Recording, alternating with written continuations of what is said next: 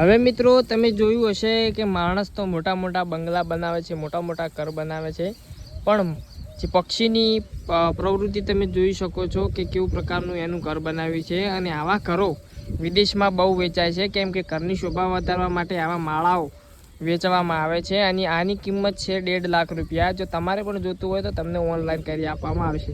હવે મિત્રો તમે જે જોઈ રહ્યા છો એ નાના નાના બીજ છે, અને આની અંદર પણ નાના નાના બીજ છે।